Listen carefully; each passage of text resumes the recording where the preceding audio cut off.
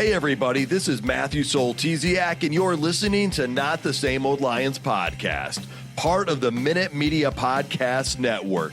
This season, it's all grit.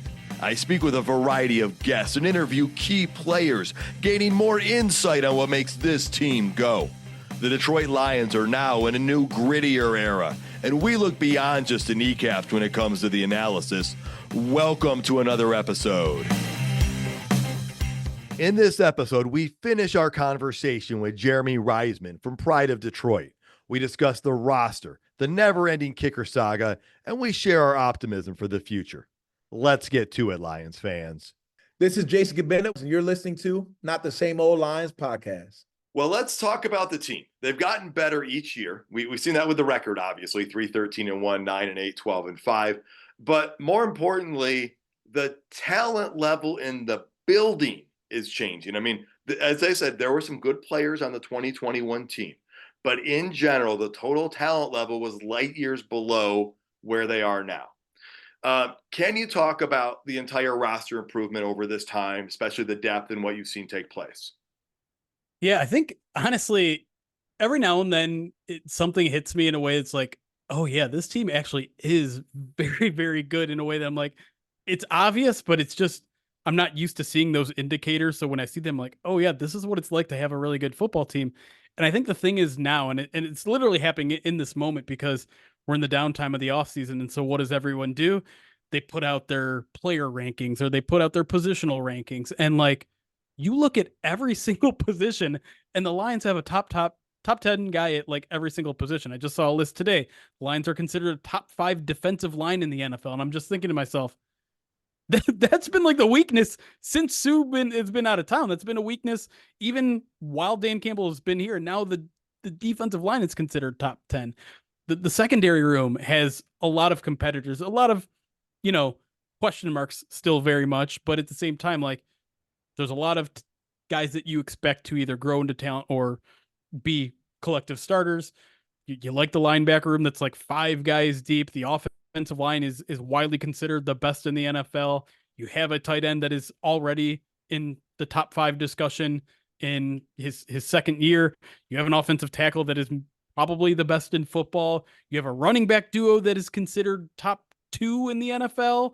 Like you go pretty much every spot of this roster, save maybe wide receiver. But even then you have a guy who just set the record for contract for 24 hours in Amon-Ra St. Brown. So it's incredible to me that not just that they have, because to me back in the day, it was like they have a decent roster, but they don't have superstars. Now it's they have superstars everywhere. Like you have a guy that could potentially be a Pro Bowler, all pro at just about every position. Like there's very little exceptions to that rule. And that is a level of talent that I don't think is that common. A lot of times when you look at some of these dynasty teams, it's not so much about the depth of talent across the board. I think the Rams are maybe a counterexample of that where, yeah, they were talented across the board, but a lot of times you're led by a franchise quarterback or a really good offensive line or a really tough defense, but maybe some weaknesses on offense. This is a really, really balanced, strong, top-heavy roster that even has pretty decent depth at certain positions. And so it's weird. Like it's weird to see that up close and personal because you even when you like see a talented roster on another team, you don't see them with the level of intricacy as you do your team. And so because you don't know any other team as well as your team and all the potential, if this guy gets injured, we're screwed here and things like that. And so to me, of course, there are pitfalls where an injury could devastate a unit, just like there is for every other team. But to me, just like the high level of talent at every single position is just it's incredible, particularly when you think of how far they've come in 3 years. When we talked about it, that 2021 roster, really the only foundation that was there were a couple pieces on the offensive line and almost nothing else. Like you look at the roster, there's not a lot still hanging around, even from that 2021 team. So for them to rebuild all of that and get to where they are is again, a true testament to the incredible job that Brad Holmes has done. Well, and going back to, we talked about the draft picks that they got and, how many starters they've gotten out of the draft. Well, it's not just fewer draft picks and it's not just drafting later in the draft. It's you've got some really good players on this roster. So if you're going to become a starter, I mean, you're going to have to be really good. And the Yeah. odds of a rookie being a starter have dropped considerably. And if you're an undrafted free agent, the odds of making the roster are that much more difficult. Yeah. I mean, we were in year one, we were talking about undrafted rookies starting. Now we're talking about, is there room for any of them even on the 53-man roster? And it wouldn't be surprised. I wouldn't be surprised if like that streak, I know they have a pretty long streak of having at least one UDFA making the roster. It wouldn't surprise me if that comes to an end this year just because there's not room. Well, they are coming off their best season in recent memory. So let's talk about what's next. There's a ton of excitement. But before we get to the excitement, let me ask you this. What gives you the most caution going into this upcoming season? I think honestly, it's just an improving division and conference. It's nothing in the Lions' hands. I know the Lions have certainly gotten better, at least on paper, from where they were last year. But I truly believe that this is going to be a competitive division now. I truly believe that Green Bay is.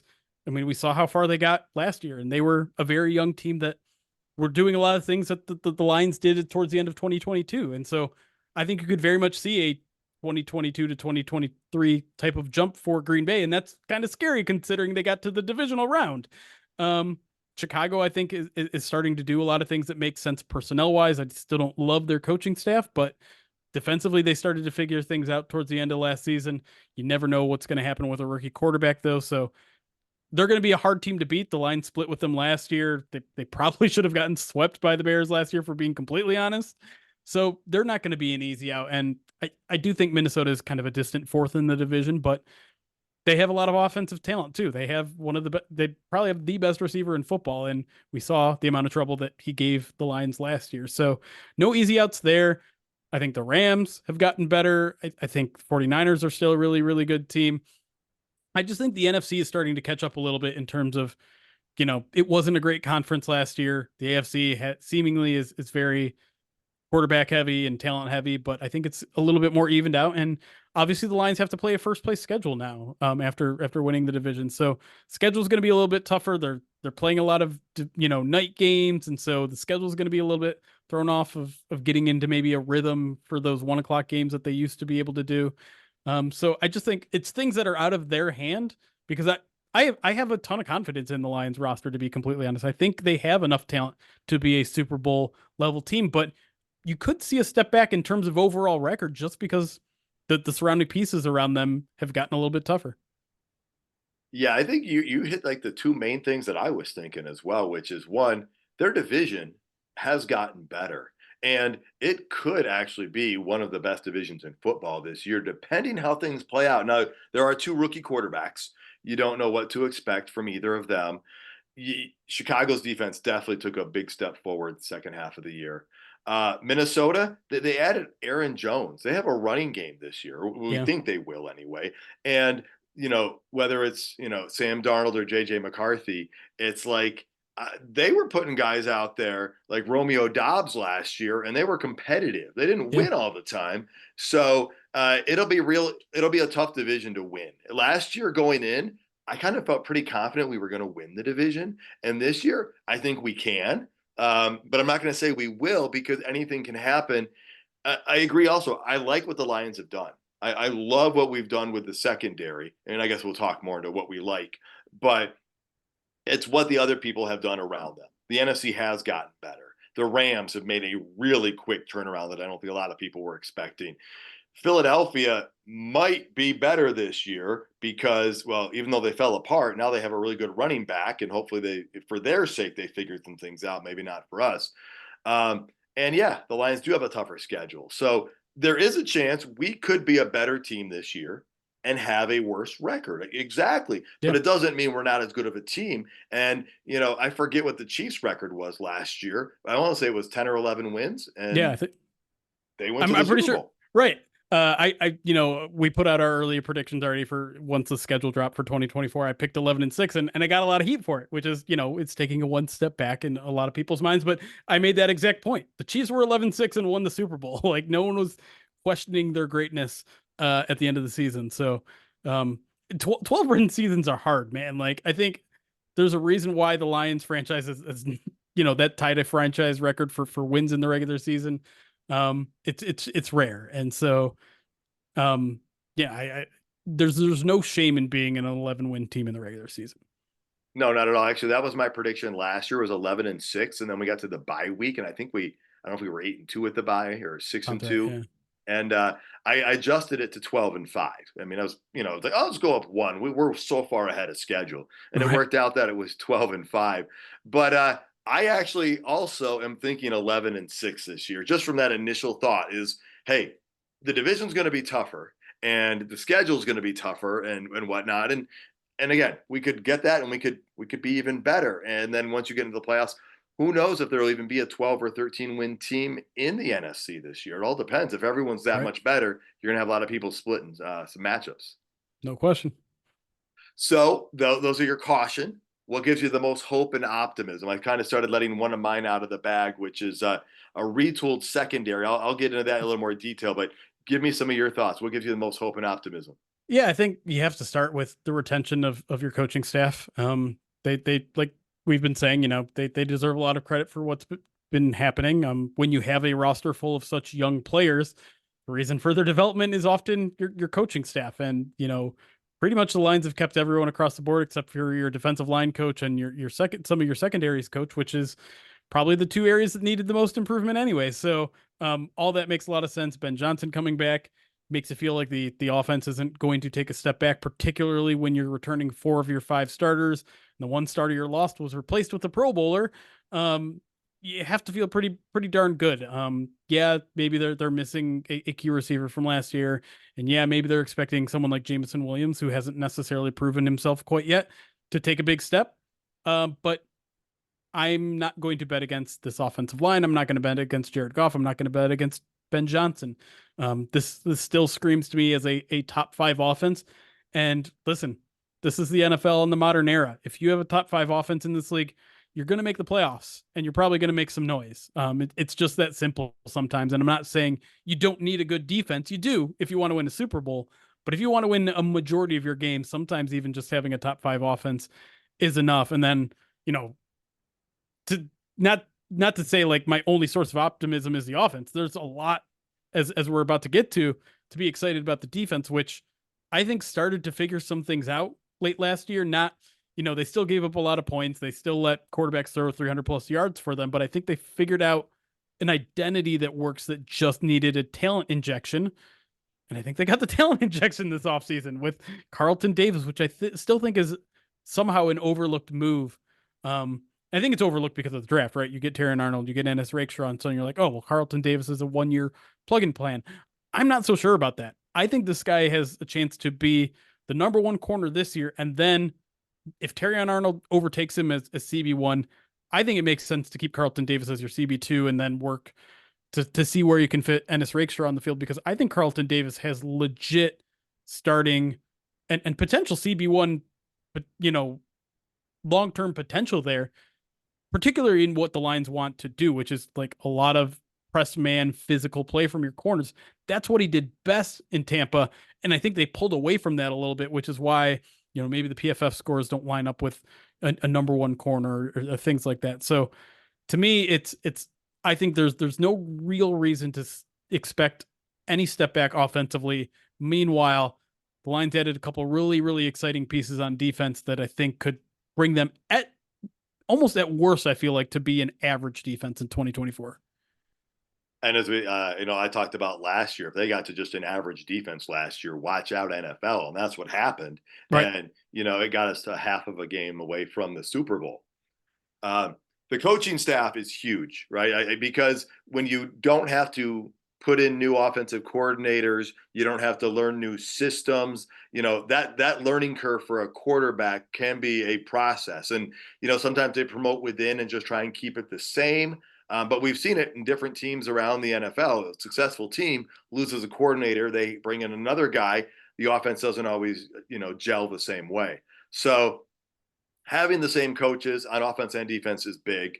And I'm going to go with the secondary. That, they're not standing pat and saying we're just going to try and get through. I thought they solved it last year with Sutton and CJ Gardner-Johnson. Now, those didn't go the way we planned, and those players are no longer here. But I love the trade for Carlton Davis because he's a starter and a good starter, a guy with experience, because you need to have experience. You can't just rely on the rookies.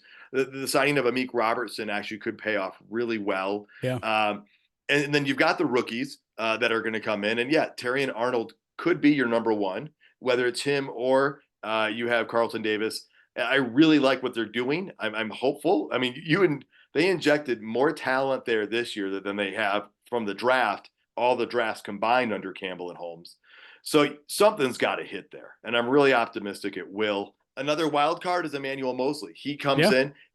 I still think that if Emmanuel Mosley doesn't get hurt, the Lions might be in the Super Bowl. That might be the one piece, and you'll never know. And it's not just one thing, but if he comes back as well, that defense gets that much better. Watch out, NFL. The Lions have a good chance. I certainly know that the people in the building are not counting out Emmanuel Mosley. Like they believe in him. There's a reason why even after 2 consecutive ACL tears, he's still there. He worked his butt off. He was still in the building a ton during last season, through the end of the playoff run. Like he was committed to getting better, to being part of the team, to learning the scheme, all that sort of stuff. And so I think part of that mental preparation hopefully means, it seems like all signs are that he's going to hit the ground running once training camp is here, and we'll be there on the field day one. It sounds like from some of the things Dan Campbell was saying. So he'll be part of the competition. And if there's anything we know about the Lions, they're going to give the job to who wins the competition. It doesn't matter where you're drafted. Doesn't matter what your signing bonus was. If you're playing better in the preseason and training camp, you're going to be there in week 1.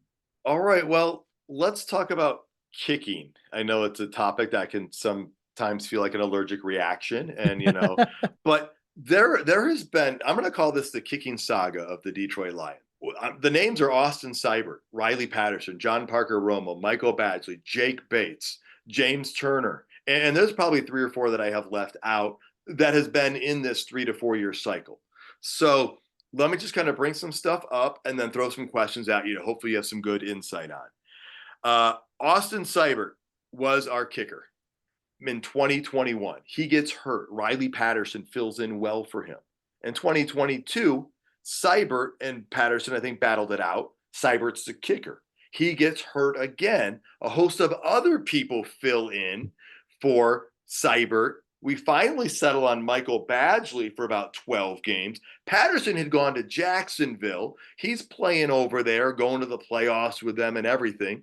2023, we trade to get Patterson back to compete with Michael Badgley. Plus, we bring in John Parker Romo because of I think, the distance the guy can kick the football. Yep. Patterson wins the job, but Badgley replaces him with 4 weeks left in the season.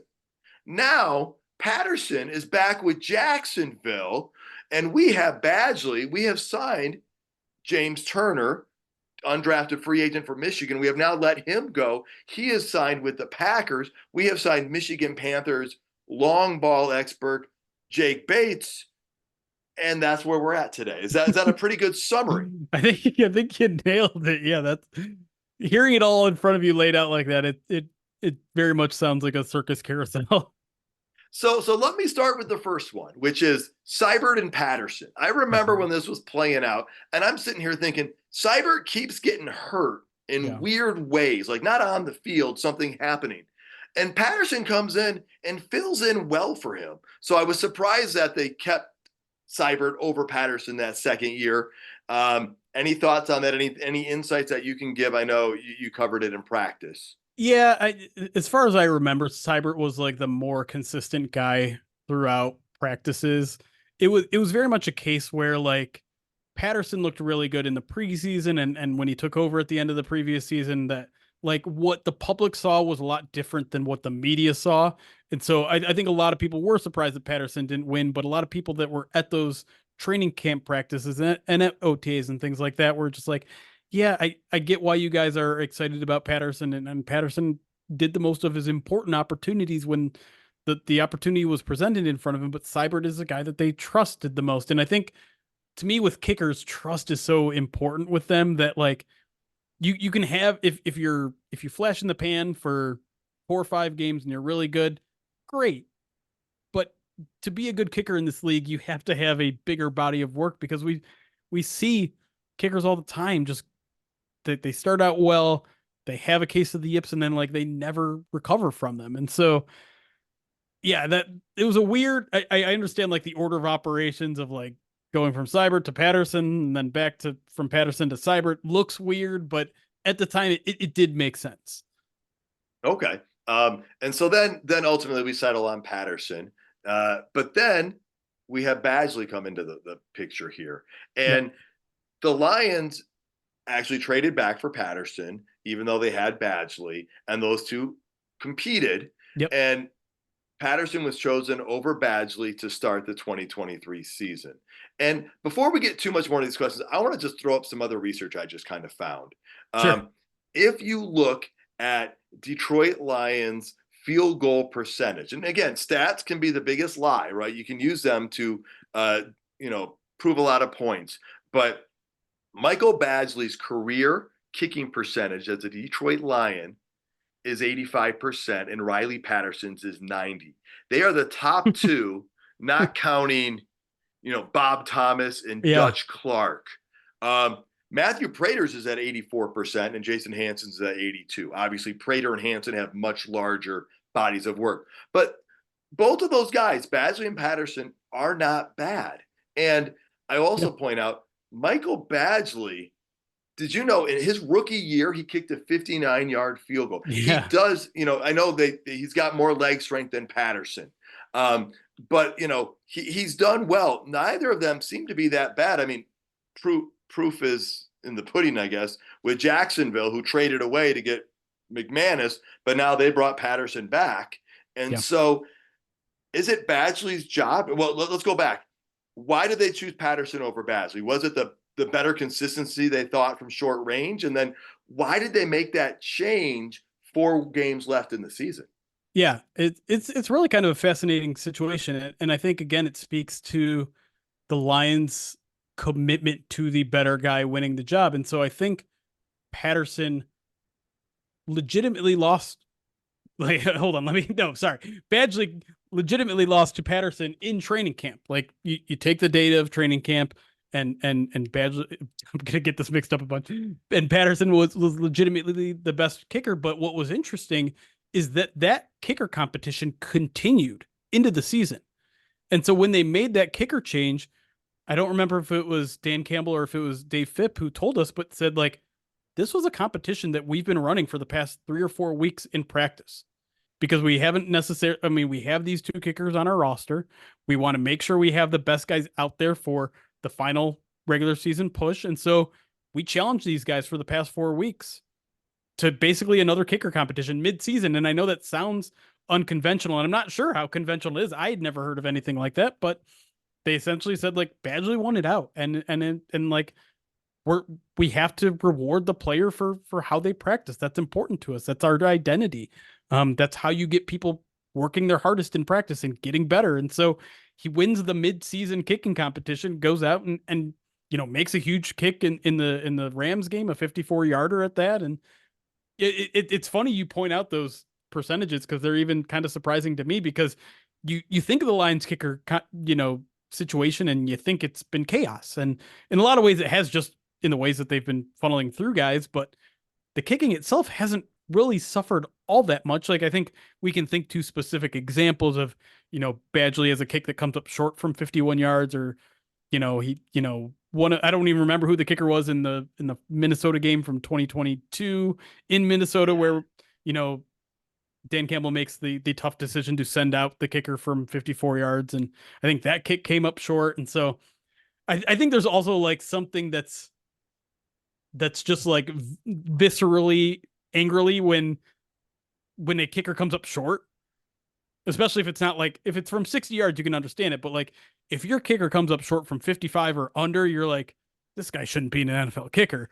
But at the same time, this team very much values consistency from 49 and under. and they've been getting that from the guys.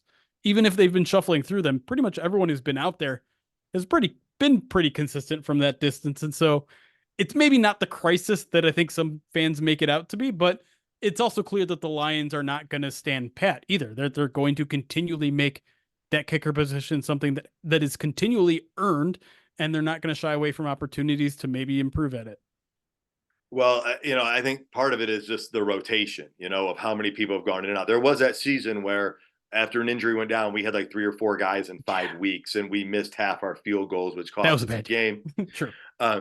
But also, we're looking for the next Eddie Murray, the next Right. Jason Hanson, the next Matt Prater. I mean, Yeah. that is a position there has been longevity at. And so I think that is part of it. And, I wanted Patterson to be that guy. But, I mean, I'm watching the Monday Night Football game against the Raiders, and I think he missed an extra point and a field goal in that game. And when he misses an extra point, I'm like, oh, come on, man.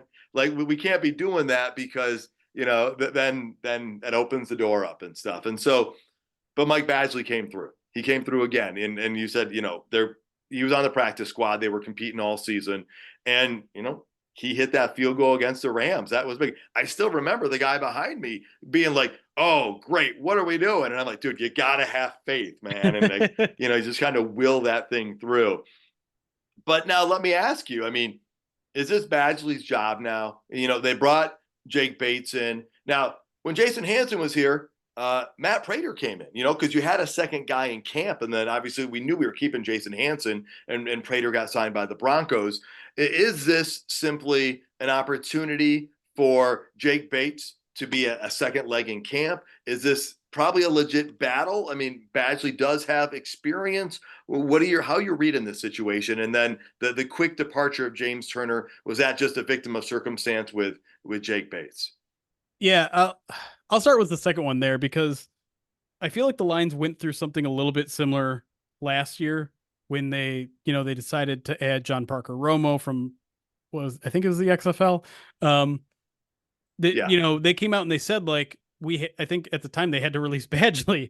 And so the decision was made there because they thought Badgley and Patterson had kind of a similar skill set. They were both guys that didn't necessarily have big legs, but were relatively consistent from shorter distances. And so there wasn't much of a point in keeping both. They'd rather have a long distance kicker go against a medium range kicker. And so, like, that's kind of what I think was happening here. Like, in this case, they had 2 long distance kickers. They had James Turner from Michigan, and they brought in Jake Bates. And so they're like, well, we don't need 2 long distance kickers, 2 guys that have never played in the NFL, 2 guys that we don't know if we can trust in the long term.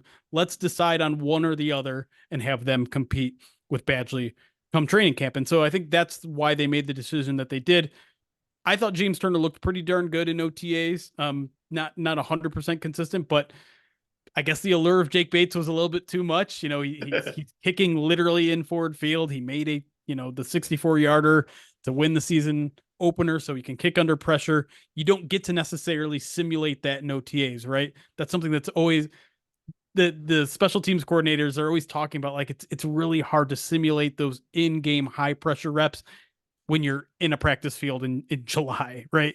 It's just really hard to replicate that. So maybe just seeing Jake Bates having been in those moments and kicking long distance, not that, James Turner obviously had a couple big kicks at Michigan, right? They played in at the highest stage. So he's not a stranger to the moment, but I think there's just something about Jake Bates that was a little more alluring. Now, as to whether this is an actual competition now, I think it absolutely is. I do. I think the Lions have certainly showed in the past that they are not afraid to change kickers, change directions when the opportunity arises. But I do think it's Michael Badgley's job to lose, again, because I think it's that trust factor.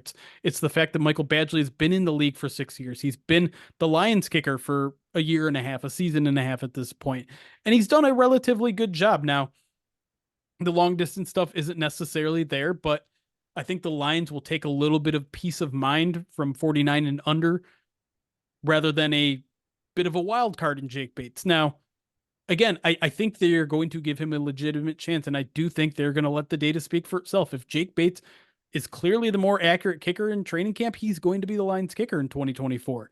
But I do think he's going to start from behind, and so he's going to have to prove I think not only a little bit better, I think he's going to have to prove to be significantly better than Michael Badgley to win the job.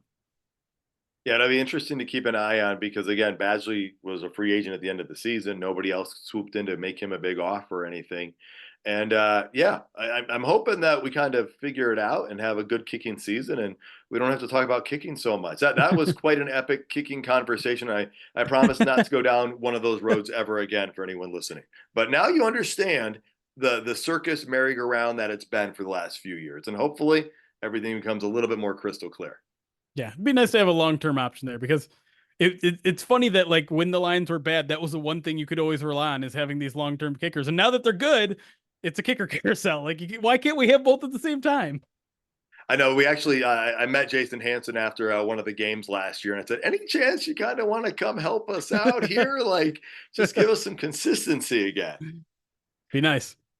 Well, okay, let's talk about the roster, the current roster state. We talked about, you already brought it up, how hard it is for an undrafted free agent to make the team, but also for how a drafted player to get playing time.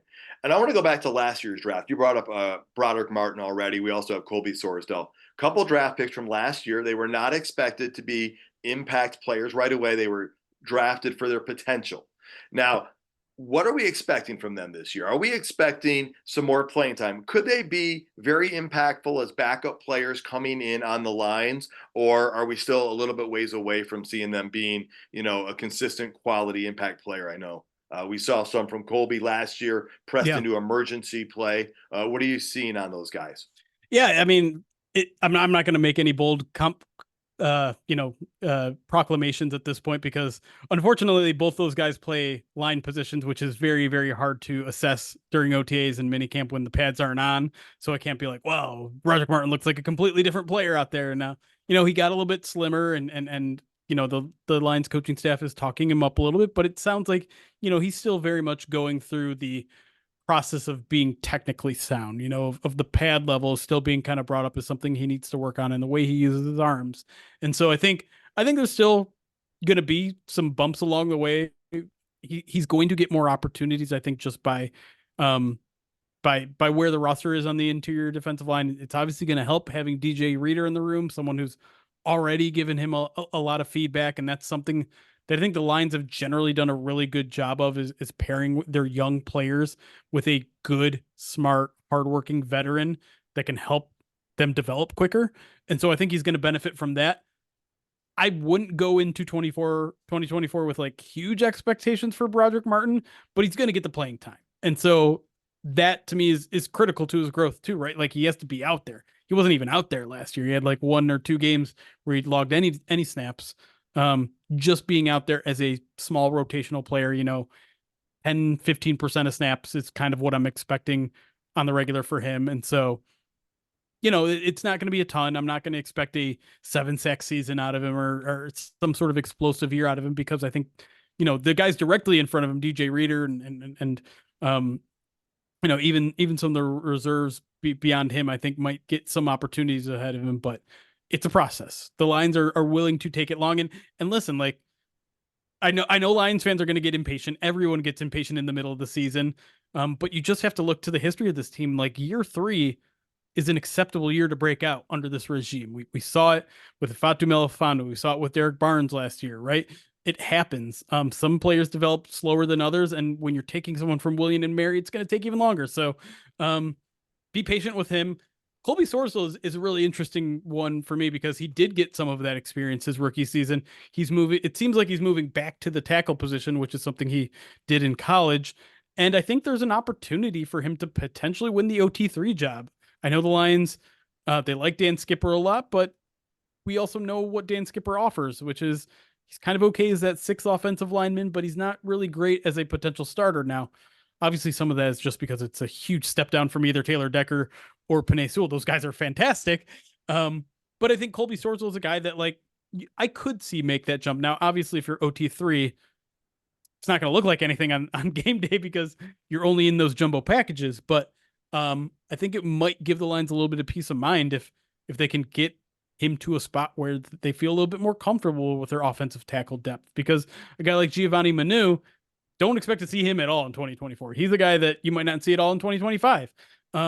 that's an even longer term project. So I think Colby Sorsel is a guy that maybe you see if the Lions need a desperate, if God forbid one of their tackles gets injured. I think that's maybe where you see Colby Sorsel get a little bit more trust with his team in his second year. And you'll expect though, like if he does come in, you're going to see a higher level of play than you saw from him a year ago. I would hope so. I think in general, the game slows down for you in year two. I think even getting some of that guard experience probably helps him understand the philosophy of what they're trying to do, even if he is back at tackle. And then maybe it is a little bit like sliding back into, on right back onto the bike, moving back from guard to tackle, where maybe he's more comfortable. I mean, we'll see. But again, like I can't base anything what I saw in the spring because it's too much, underwear Olympics, as they like to say. That makes a lot of sense. All right. Well, we think the Lions have done things right. And the two areas, I guess, if we're looking at the roster that get the most attention for possible need, at least from what I have heard, are potentially wide receiver and Yep. safety. Now, Brian Branch could be moved back to that safety position. And if he does, then maybe that need goes away. You could always have depth. And they lost so many people at that position that it makes you wonder about that. But if he does move back there, that depth could be an issue, but you still have, three good players there, and maybe he's taking a much larger number of snaps at the safety position. So wide receiver, let's go. Well, first off, tell me, do you agree with the defense position on safety? What are your thoughts on that? Yeah, I was actually just talking to this with Eric Schlitt from Pride of Detroit as well, and yeah, like I get some of the concerns at safety because yeah, you did lose just a lot of bodies there this offseason, right? A lot of guys that not necessarily were playing well, but like if Tracy Walker is your safety four, you're probably okay with that, right? Like that's a good place for him, and if he has to play in a pinch, you're fine with that. But yeah, on paper, if Brian Branch is moved to safety is more of a permanent thing than just a part-time thing. On paper, I don't think it looks too bad to have Kirby Joseph, him, and Ifatu Melifanu as your three deep safeties. That looks kind of okay to me. And even, having someone like CJ Moore as your four is not the worst thing in the world. He obviously provides a ton on special teams and has at least a little bit of playing experience back there. So that doesn't sound that bad. Now, at the same time, we're talking about Brian Branch playing a new position. We're talking about Ifatu Melifanu only having like 6 games proof of concept at safety.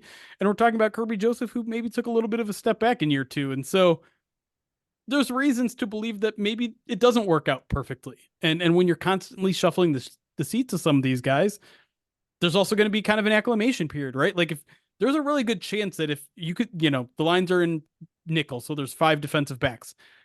There's a very good chance that 4 of those guys are going to be new from where they were playing last year. That's going to take some time to develop that chemistry. That's like a big talking point last year, right? Is like CJ Gardner-Johnson is here and he's really helping with their communication and he's being really vocal out there. Well, those same concerns now are going to exist when you have 2 new starting outside cornerbacks. You might have a new starting nickel if Brian Branch is in safety. If Brian Branch is at safety, that's a new spot at safety. And then you have, I guess, probably Kirby Joseph as the one returning guy that's actually out there. So that doesn't all come together overnight. So if that's your, like, I think the overall scope of the secondary, I think the talent level is raised, but I think there's also some concern that we're not sure how some of these young players are going to play out either at new positions or their first year in the NFL. And the chemistry aspect of it is something that I think there is at least some legitimate concern to. Yeah, there's going to be a ton of youth back there. Because I'll admit, a year ago, I was really excited about the new look secondary and had a lot of high hopes. Yeah. And again, injury and just things didn't communicate the same way. And you're going to have to work on that communication aspect and how well will they all work together. So I also like the fact that you brought up that if Brian Branch is going to safety, well, that's a new position for him. And so there's going to be learning moments in that one as well. So let's switch over to wide receiver then. A lot of people are thinking Donovan Peoples-Jones is the key guy. He's the person that's going to be to fill the Josh Reynolds role. What are your thoughts on that? Is there too much pressure on him to do that? Are you liking Antoine Green and his development? Those seem to be the top guys to be wide receivers, I guess, 4 and 5 at this point. Yeah. I kind of went into spring practices thinking it was Donovan Peoples-Jones's job to lose as kind of that X receiver, outside receiver that the Lions clearly have a game day need for. The guy's had an 800-yard season in the NFL. It's just a couple of years ago, and that's with Cleveland Browns quarterbacks throwing to him, which haven't been good in the past. So, I think he has the physical tool set to take over that job, and we know that it takes a little while to develop that chemistry with Jared Goff. It wasn't there right away with Amon-Ra St. Brown. It wasn't right. I mean, the only guys it seems to ever be like there from the get-go are tight ends for whatever reason. Like it was clear when TJ Hawkinson was here, he was going to become a favorite target. And then obviously Sam Laporta hits the ground running last year. But what kind of surprised me a little bit is when both those guys were healthy, both Antoine Green and Donovan Peoples-Jones were healthy during spring practices. It was mostly Antoine Green repping with the first team. And so that kind of tells me either they are putting him in that position because they want to give him an opportunity to win the job, or he might just be ahead of Donovan Peoples-Jones at this point. And so, I think Brad Holmes this offseason has talked up Antoine Green as someone who kind of developed behind the scenes a little bit, where we didn't get to see we don't get to see the full practice during the season. So if someone progresses behind the scenes there, we don't really get a sign of it unless they do it on game day. And Green just didn't get those opportunities much last year. So I'm starting to think that it's kind of his job to win or to lose at this point, maybe both, right? His job to win and lose during training camp. I can't say I saw anything like transformative during spring practices. He didn't get a ton of targets from Goff when he was with the ones because he loves Amon-Ra St. Brown. He loves Sam Laporta, and they're clearly trying to work JMO into the offense a lot more than he's been used to. So not a ton of opportunities for Green, but at the same time, if you're just looking at production level, you don't have a ton to replace Josh Reynolds. Like it's 500, 600 yards. If JMO takes over, I don't know, half of that, then you're only talking about 300, 400 yards. It's just a matter of this is a guy that's going to be out there 70, 80% of the time, right? Even if the ball isn't coming his way, he still has to make sure he's doing all the other stuff, all the little stuff that Josh Reynolds was really good at, the run blocking, the route precision, the never giving up on a play sort of thing. That's what I think they're going to be looking for at this X receiver position. And that's how you're going to separate yourself. It's not necessarily from getting 200 yards in the preseason. It's making sure you're following your assignments, you're being active in the run game, and all those kind of like minimal things that people tend to overlook. Yeah, I mean, we've seen it even, early last year with Jameson Williams running down the field and blocking for David Montgomery's 75-yard run, that it's everything to make that receiver. So are Lions fans overly concerned about the wide receiver position? Is there a reason to be concerned? Because, I brought up on one of my previous shows that, maybe the Lions are just changing it all, right? It's, Jahmyr Gibbs is an offensive weapon, right? And, Sam Laporta is an offensive weapon. And so if you're adding all these different guys that can do all these overlapping things, are we just going with an all-out attack from wherever versus knowing that they're lining up at the X, Y, and Z positions? or what are your thoughts on the receiving core as a whole? I mean, are we just spoiled and we just want more? I mean, how is it? It's tough to say. I think there's at least a little bit reason for legitimate concern, because you're not only hoping that this X receiver comes out and of this competition we're talking about, but you're also hoping for a pretty significant jump from Jameson Williams. And listen, he ended the season much better than he started it. And yeah, there was definitely signs of progress in the spring as well. But I think the problem that the Lions are bound to run into with the guys that they know they can trust, Jahmyr Gibbs, Amon-Ra St. Brown, Sam Laporta, all those guys attack the middle of the field. That's where they do their bread and butter. They need someone to keep the defenses honest at the perimeters. And so who are those guys going to be? One has to be Jameson Williams, and he still very much has to prove he's capable of doing that on a consistent week-to-week, down-to-down basis. And the other is the guy that wins this battle at the X receiver position. And so they do have a ton of weapons. The problem is a lot of them do attack the same part of the field, I guess, is the problem. Now, can Ben Johnson get creative with all these other guys? Yeah, of course he can, and he will. And it certainly sounds like we're going to see a lot more of Jahmyr Gibbs lined up out wide, whether it's outside or in the slot or whatever. Like we're going to get a lot more of that. And that should help ease the burden from Josh Reynolds a little bit. But I think they're still going to rely a lot on these other two kind of unknowns, Jameson Williams and the X receiver. And so in order to keep defenses a little bit more honest, in order to make sure they can get these other guys open, they're going to have to prove that Williams and the X receiver can be legitimate threats. And those are they're just unknowns at this point. It doesn't mean that the lines don't have the guys. It just means we're not sure that they're the guys yet. That makes a lot of sense because, yeah, we still don't quite know what we have, especially in, Donovan Peoples-Jones and Antoine Green. So it will be interesting to see what comes from that. I don't know if defensive back, secondary, or wide receiver is your answer to this question, but my question is, of all the areas on the Lions team, what area do you think has the biggest area of possible vulnerability? Yeah, man, because I have so much faith in the offense figuring out it's probably not on the offensive side of the ball. It's either what I was mentioning, like the chemistry and maybe coming out a little slow in the secondary, or I think they still have a lot to prove in terms of a pass rush too, right? It's not something we've talked a lot about tonight, but Aiden Hutchinson, obviously a stud. They're really excited about him. Adding DJ Reader, I think, is going to help bring an interior pass rush, which is something that is going to directly help Aiden Hutchinson, and in general just bring much more of a urgency to the quarterback position, which in turn helps the secondary. But that opposite side is still very much a huge question mark. Is Josh Paschal going to take that year 3 jump that we were talking about? Is Marcus Davenport going to be healthy enough to provide a little bit of a boost?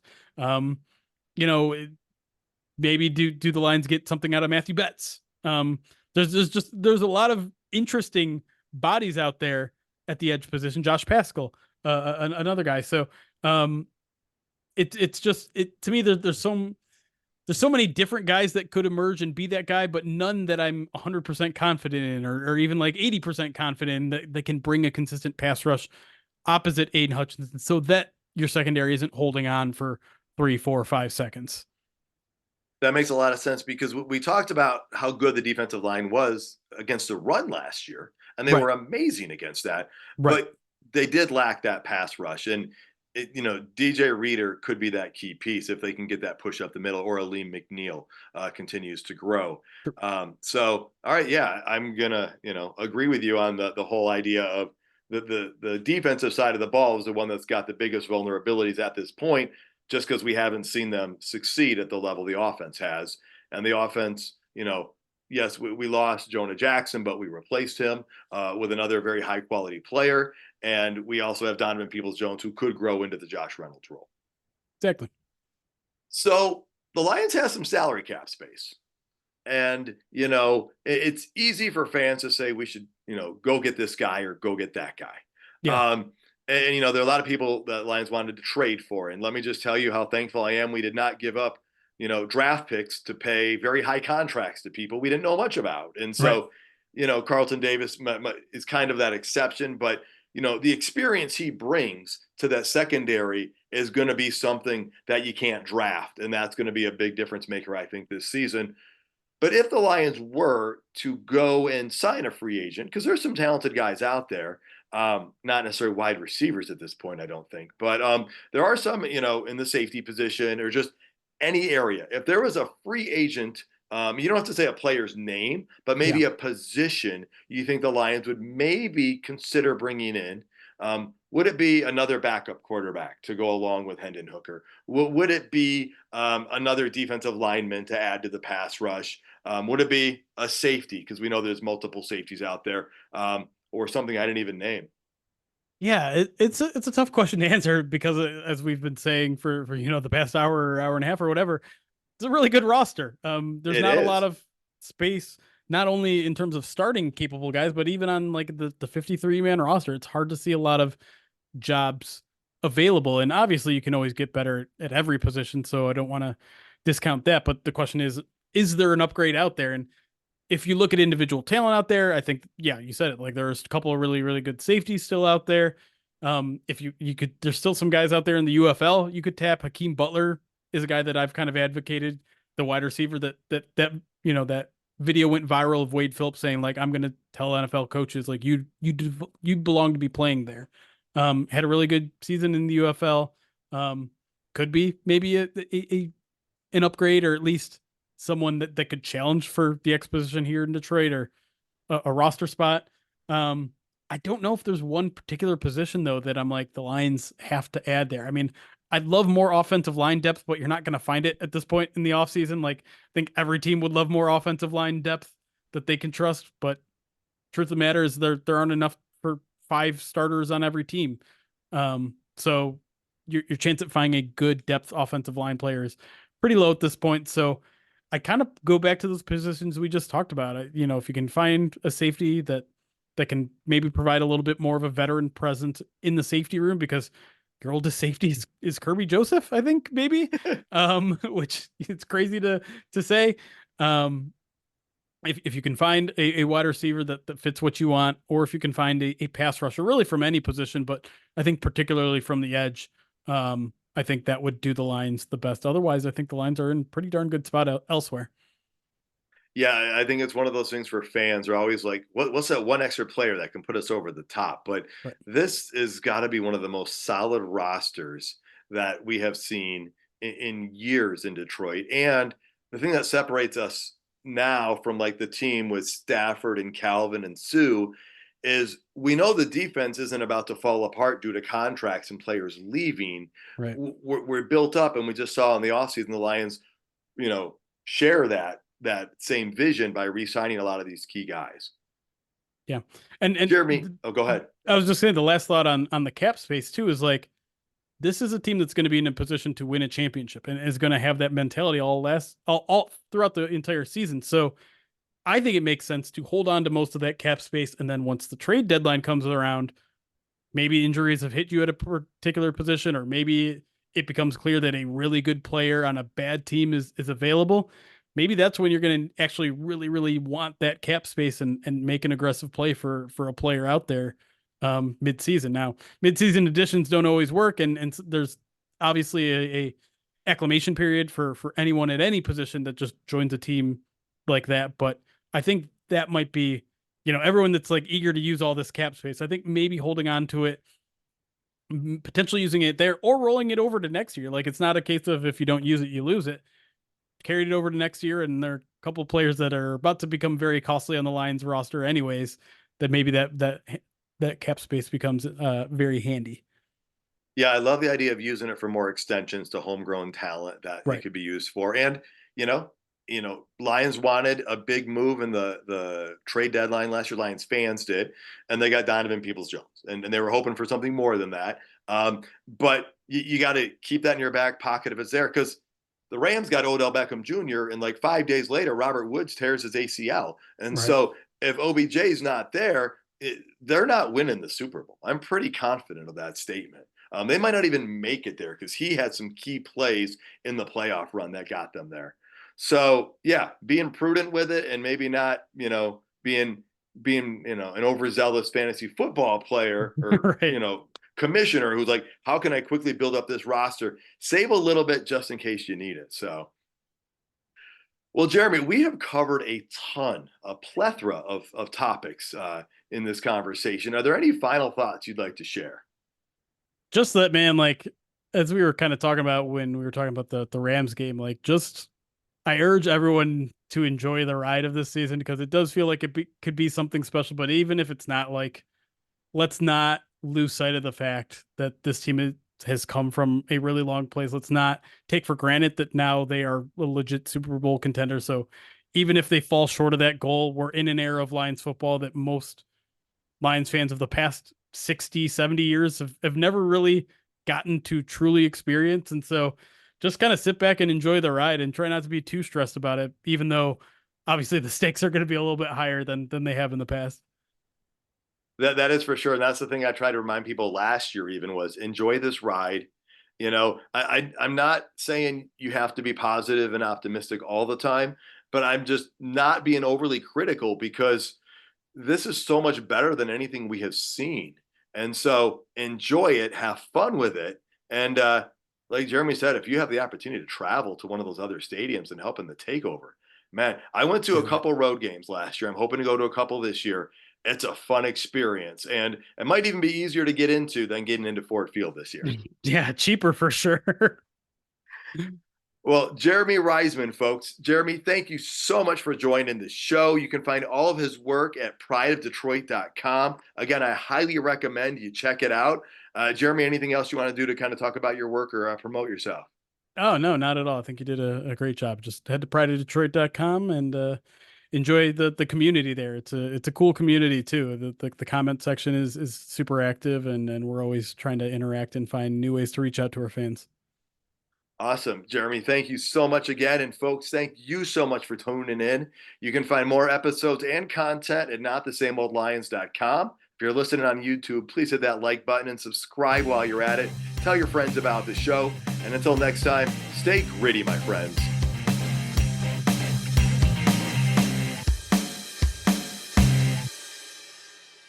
Brace yourself for something fuel-nominal. Unleaded 88 is the clear fuel choice. It's cheaper, cleaner, and greener. And it's grown by Iowa corn farmers. Now that's totally worth the hype. So pump it up with Unleaded 88.